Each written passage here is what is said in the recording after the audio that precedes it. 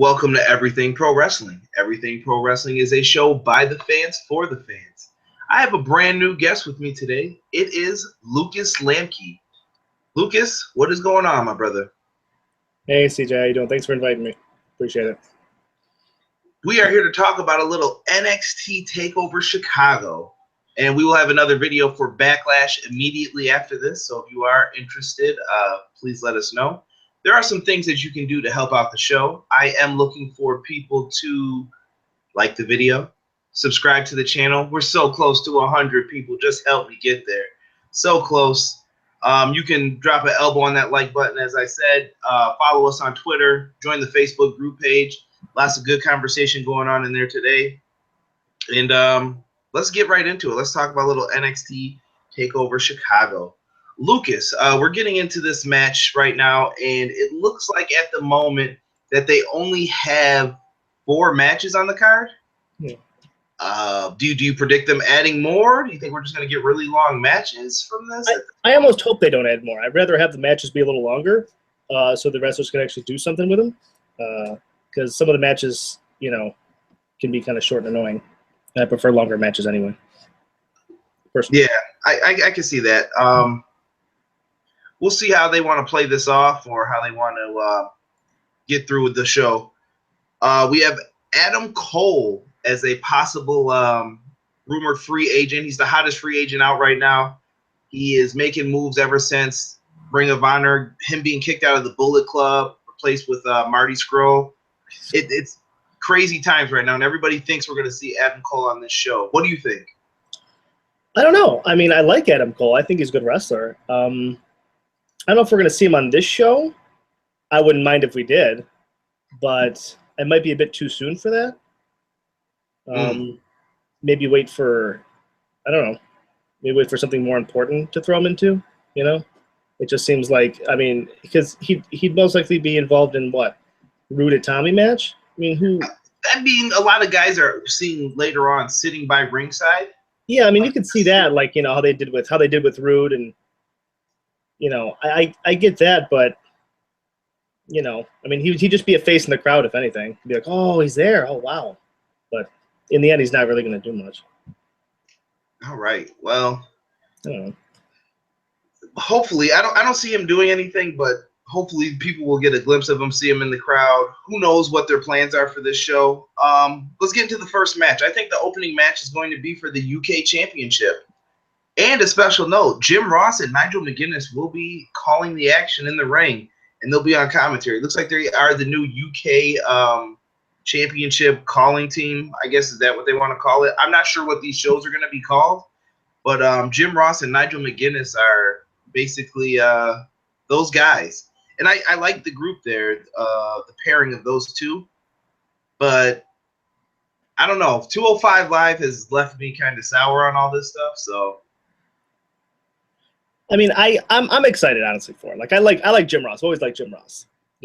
I never liked when he left the company in the first place, and the few times I got to see him, either talking on a podcast or in WCPW, it was kind of nice. So I'm actually looking forward to hearing him call that match. All right. Well, let's talk about this match a little bit. Basically, this is a rematch of the UK Championship Tournament match, the finals, between Tyler Bate and Pete Dunne.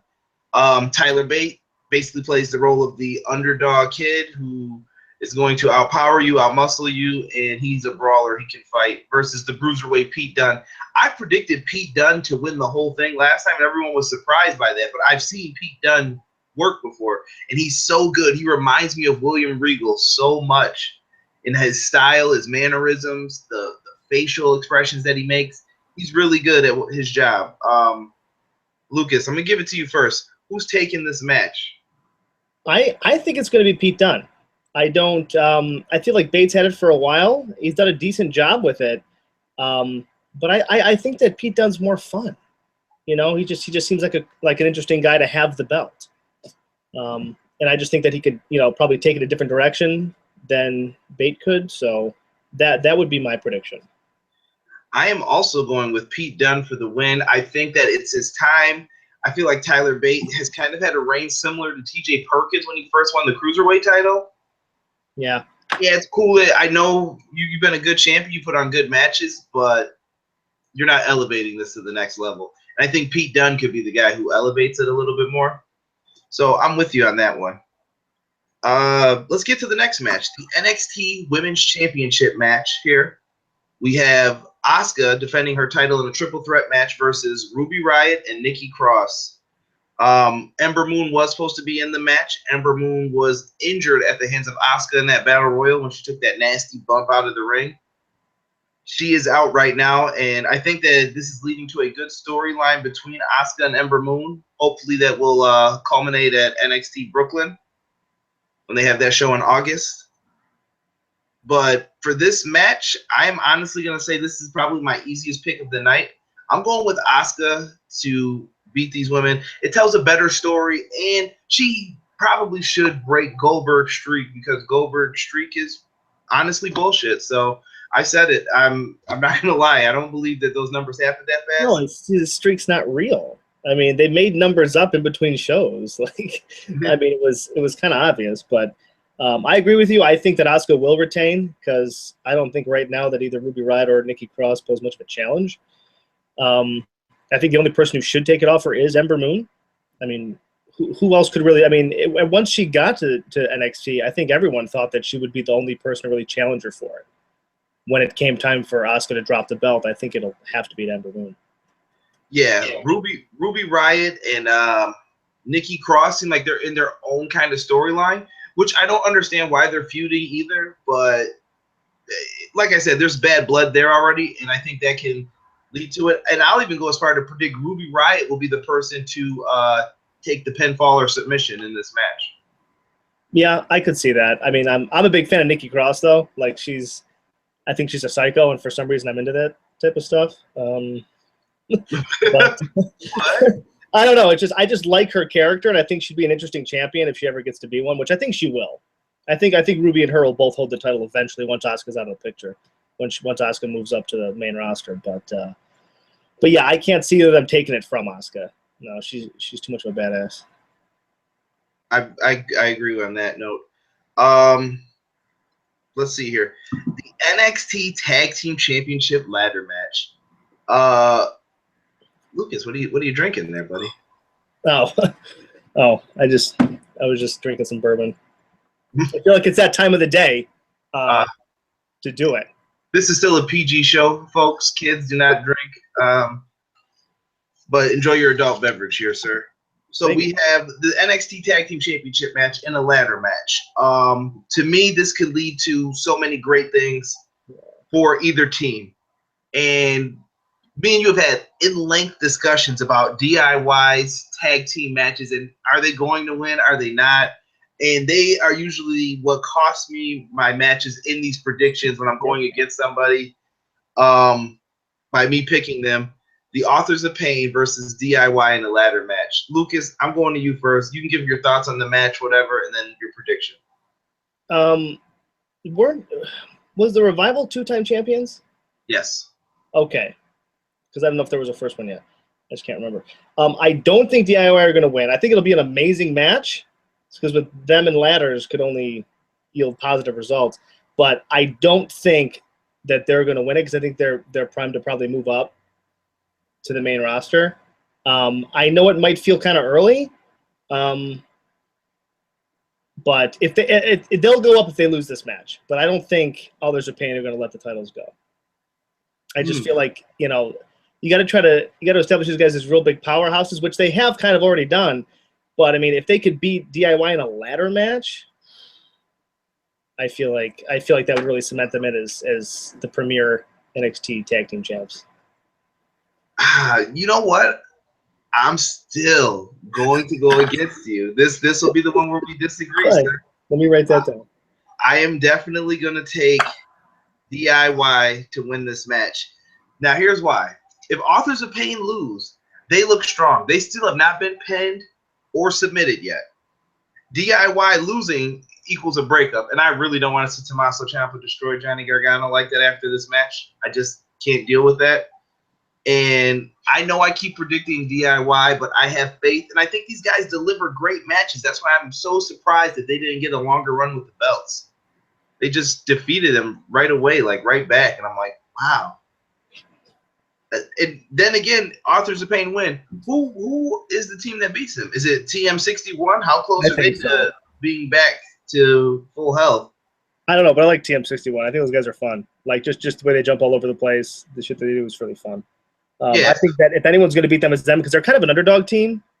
You know, especially when it comes to facing the Authors of Pain, I think they'll be the ones to beat them eventually. But I still think DIY could probably serve moving up the roster. I mean, you also have Heavy Machinery. I like Heavy Machinery. They're weird. Yeah. Tino Sabatelli and Riddick Moss. I mean, you got lots of teams in there right now. They're just not established yet, really. So hard to say. You were talking about the moving up thing. Where do these guys go then if they move up? Well, I mean, you couldn't put them on Raw just because that's where the Revival is. You'd have to put them on SmackDown, and I still think the SmackDown tag teams are weaker, even though I'm a big fan of Breezango right now and what they're doing. But that'd be the only place you could put them that would make any sense. Especially with American Alphas not really doing too hot up there. Maybe they need a little bit of a boost from a different team. That's where I'd put them personally. Yeah, SmackDown needs a bit of a facelift to an extent with the tag division, but neither here nor there. We'll get into that. And I think this is also another hard match to call here with the NXT Championship match, Lucas. Yeah. Bobby Roode versus Hideo Itami. I feel this match could go either way. Either guy could easily get the victory. We talked about this before. I feel Hideo Itami was going to win the title from Kevin Owens in that Japan show, and they gave it to Finn because Itami got injured. Yeah, I think you're right.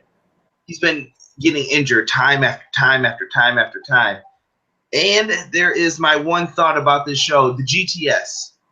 Yeah. Hideo tweeted that what a better place than Chicago for me to hit the GTS and win the NXT Championship. I don't know how the fans are going to react because there's two types of reactions you're going to either get out of this. You're either going to get CM Punk chants, which would be super, super like inappropriate for them to do because Punk stole the move from Hideo technically when he was Kenta.